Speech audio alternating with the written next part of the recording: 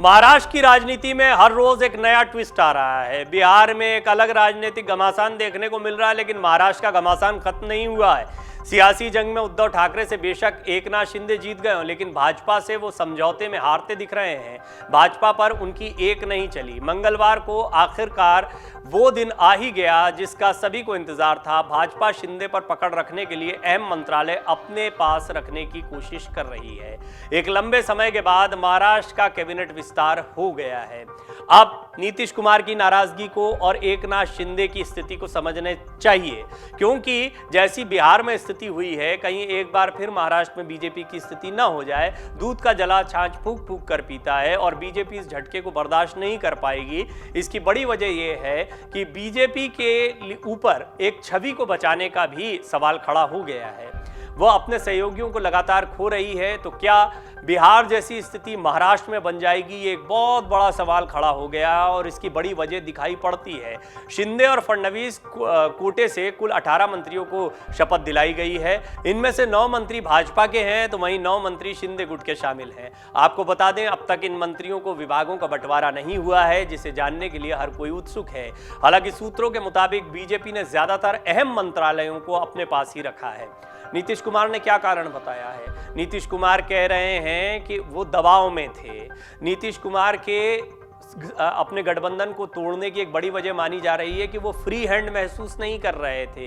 क्या पार्टी के पदाधिकारी, क्या सभापति, सभी लोग उन पर कमेंट कर रहे थे या उनसे वो परेशान दिखाई पड़ रहे थे। तो बेशक वो गठबंधन में थे, लेकिन एक किनारे पड़े हुए थे, कहीं एकनाथ शिंदे की यही स्थिति ना हो जाए। लेकिन एकनाथ शिंदे के साथ परेशानियां दोहरी हैं। वो अपनी पार्टी में भी एक लड़ाई लड़ रहे हैं और साथ ही साथ बीजेपी के साथ की खींचतान को भी मैनेज करना है।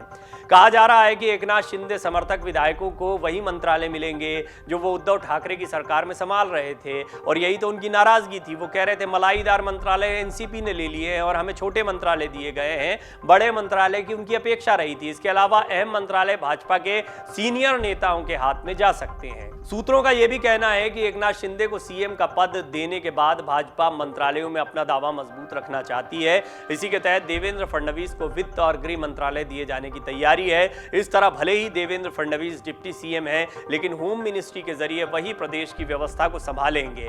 ये होम मिनिस्ट्री बड़ी महत्वपूर्ण है। पुलिस पूरी की पूरी होम मिनिस्ट्री के अंडर में आती है। सीबीआई की कार्यवाही हो ना हो, इसका फैसला होम मिनिस्ट्री की तरफ से होता है। और होम मिनिस्ट्री कितनी महत्वपूर्ण है, इसका अंदाजा बिहार में भी लगाया जा सकता है। राबड़ी देवी ने कह दिया था कि आप मुख्यमंत्री पद तो नहीं दे रहे हैं, कम से कम गृह मंत्रालय तो दीजिए। और गृह मंत्रालय की मांग लगातार तेजस्वी यादव की तरफ से इसलिए उठी क्योंकि वो भी बराबर का कद चाहते थे। यानी जिसके पास गृह मंत्रालय है, जो उप मुख्यमंत्री है, वो अधिकारों के मामले में, ताकत के मामले में मुख्यमंत्री के बराबर हो गया।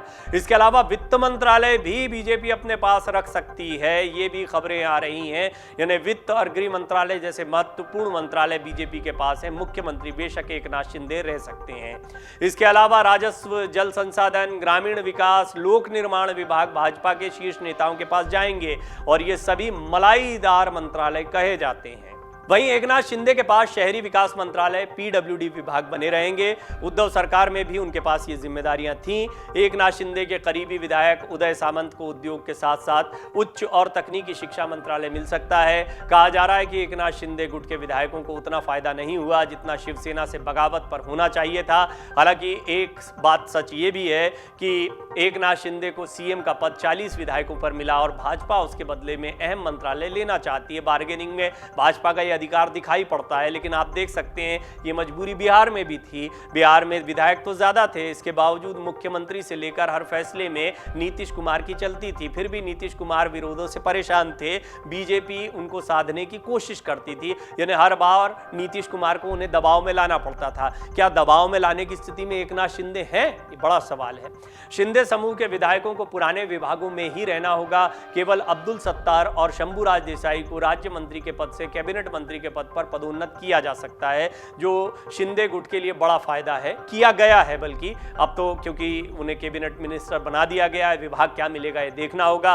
एकनाथ शिंदे गुट के खाते में शहरी विकास, सामान्य प्रशासन, कानून और न्याय, लोक निर्माण उपक्रम, कृषि उद्योग, परिवहन, मराठी भाषा विकास जैसे मंत्रालय जा सकते हैं। इसके अलावा वन और पर्यावरण मंत्रालय, पर्यटन, जल आपूर्ति और स्वच्छता, वानिकी, बागवानी, जल संरक्षण, उच्च और तकनीकी शिक्षा जैसे विभाग भी शिंदे समर्थक विधायकों को मिलेंगे। भाजपा को वो विभाग मिलने की उम्मीद है जो सबसे अहम होंगे और प्रदेश की व्यवस्था संभालने के लिए जरूरी होंगे।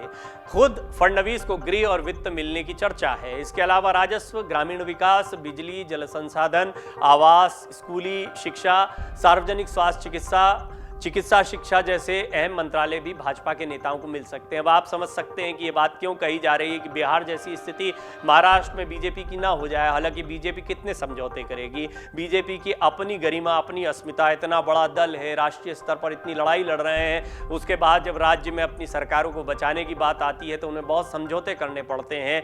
और बिहार में तो हश्र क्या हुआ है, विपक्ष में जाना पड़ा सत्ता पक्ष से, लेकिन विपक्ष से सत्ता पक्ष में आए महाराष्ट्र में वहां पर मंत्रालय पर अगर पेच फंसता है, नाराजगी बढ़ती तो उद्धव ठाकरे नजर गड़ाए बैठे हैं। जैसे ही फिर से बगावत होगी शिंदे गुट में तो वो तैयार हैं। शिवसेना किसकी है इसका फैसला नहीं हुआ है, लिहाजा शिवसेना किसकी होगी इस पर भी बहुत कुछ डिपेंड करेगा। लेकिन उद्धव ठाकरे की दावेदारी बढ़ जाएगी अगर एक बार फिर शिंदे गुट में बगावत होती है तो, और इसके लिए जिम्मेदार हो सकता है मंत्रालयों का बंटवारा। यानी बीजेपी की स्थिति महाराष्ट्र में अब भी संवेदनशील बनी हुई है। इस स्थिति को ये कह सकते हैं कि बिहार जैसे हालात महाराष्ट्र में दोबारा न बन जाए। डाउनलोड करें अमर उजाला ऐप और पाएं खबरें लगातार।